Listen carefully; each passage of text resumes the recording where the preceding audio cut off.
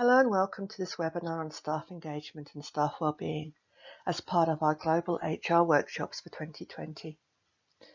In this webinar, I'm going to look at the connection between engagement and wellbeing and some of the keys we should be considering around wellbeing at this time.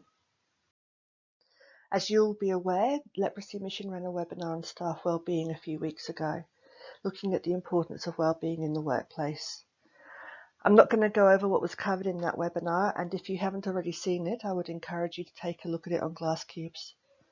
But I will put forward a definition of well-being taken from the World Health Organization.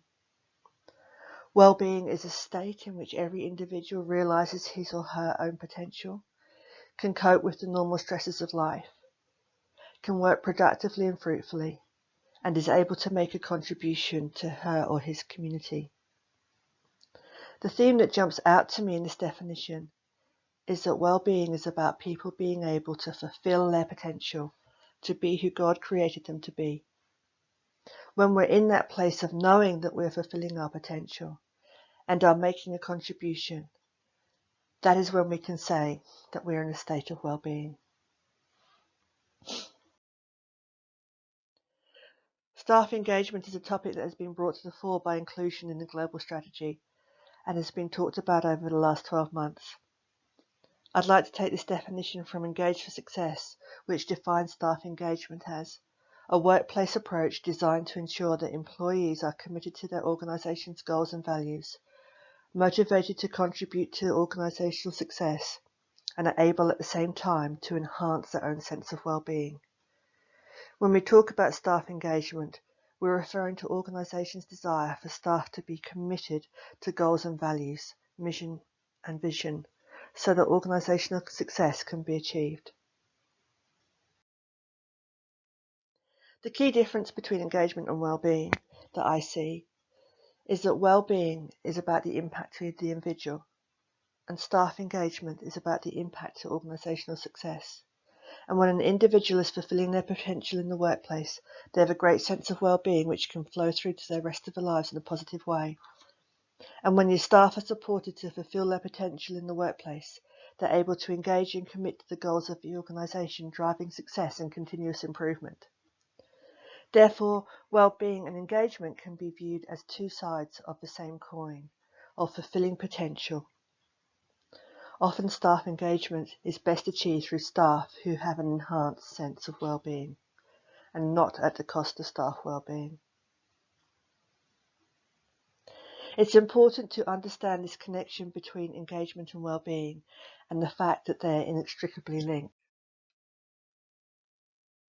Gallup, the global analytics and advice firm that conducts extensive research into employee behaviour, has identified the 5 essential elements of well-being as discussed by their CEO, Dr. Jim Harter, in this video, which you can watch by clicking on the link below. In this video, Dr. Harter talks about how these 5 key elements of well-being support staff engagement, and if these elements are met, then staff are able to engage more effectively in their workplace. Career is about liking what you do each day and being motivated to achieve your goals, and this is foundational. The social element is about having supportive relationships. When you are around people that you like, this gives you a positive energy that you bring to the workplace. The financial element is about managing your economic life to reduce stress and increase security, and by ensuring staff are fairly compensated, employers are contributing to this. The physical element is obviously having good health and enough energy to get things done daily, and having a positive answer to the question, can I do what I want to do today? And community is about giving back and being involved in a way that is meaning to you as an individual. My biggest takeaway from this is that through supporting the well-being of your staff, it frees them up to bring their whole selves to work. Through supporting your staff in these ways, you're helping them improve their lives, and as you do this, you're improving performance. These two are not separate things, they're interconnected. And when we provide an environment where people can thrive, and when our workplace contributes to lives being better in these ways, then they're free to bring improvements and productivity to work. So when we consider staff engagement and staff wellbeing in this way, it leads us to ask the question, which comes first? The chicken or the egg? Does staff wellbeing drive engagement, or does staff engagement drive wellbeing? The answer is in what is called the virtuous circle, and it can be compared to a cycle of continuous improvement. Staff engagement leads to increased staff wellbeing, which leads to increased staff engagement. And looking at this diagram, we can see that those things that improve wellbeing are very closely aligned with what drives engagement.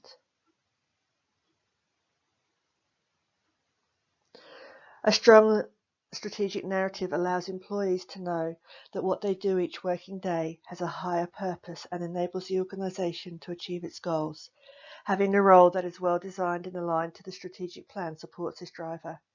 And having engaging managers that can take you with them on the journey of the organisation will lead not only to increased engagement, but that increased sense of achievement and fulfilling your potential. Likewise, when an employee knows that their voice will be heard, they know that they are respected members of a team who has something to contribute. Having a sense of ownership of where the organisation is headed, and a knowledge that what they do can increase productivity and performance of the organisation. This also leads to a sense of autonomy and control, which at the end of the day is essential to our well-being. And when staff have an element of freedom to make choices that are good for them, their well-being can be increased in a variety of ways. And of course, everyone is looking for meaning and purpose in their life. And working for an organisation that is true to its cause and that allows you to be part of that is something that can bring great satisfaction to life. All of these drivers are underpinned by a safety net of support and good working relationships. This is driven by good leaders and also comes out of a positive culture in the workplace. When all these drivers come into play, they can stop staff from falling into a downward spiral of disengagement and stress, working long hours and having a lack of purpose. And through this, we can see that engagement and well-being are part of the same wheel that drives organisational improvement, increased customer satisfaction, and overall productivity. There's no doubt that we're living in interesting times, and 2020 is turning out to be the year that none of us expected. COVID-19 has presented us with a situation that can challenge our well-being in many ways. Maintaining staff well-being and engagement at such a time is something we all need to work at.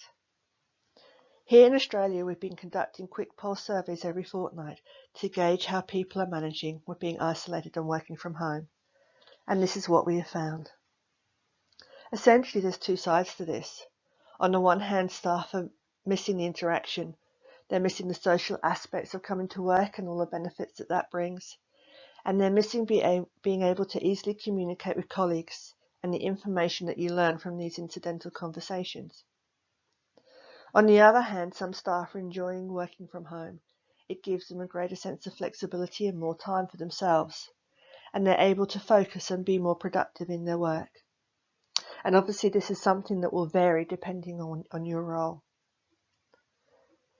And one of the things we have found is that it's not the same for everyone. People face different challenges. Some might find it really easy to work from home, some not. Some might be struggling with technology. Some might be living alone and being particularly isolated. Some might have too many people at home. And some might be having to care for small children or drive homeschooling with their kids. One of the phrases that has been thrown around is that we're all in this together. But I've heard it said, we're all in the same storm, but we're not in the same boat. This is very true of our staff, and I know it'll be even more true for each of the countries represented across the Global Fellowship. The challenges we face in Australia can be quite different to those faced in Timor-Leste or Nepal or Nigeria or even the UK. So there's 4 things that I think we need to consider for well-being in this time of challenge. First of all, communication. It's so important to keep our lines of communication open through a range of technology, and making ourselves more available for conversations is very important. With people working remotely or being in isolation, we actually need to increase opportunities for communication to help people stay connected to each other and engaged in their work. And it's really important at this time to check in on each other and to support our staff through times of stress and anxiety related to this pandemic. Secondly, this situation has changed the way we work. As I noted, our staff have enjoyed the flexibility, and this has led to some people realising what it is they need from their working environment to increase their well-being. It's going to take a long time before we get back to normal, and even then I think we're going to find that it's a new normal.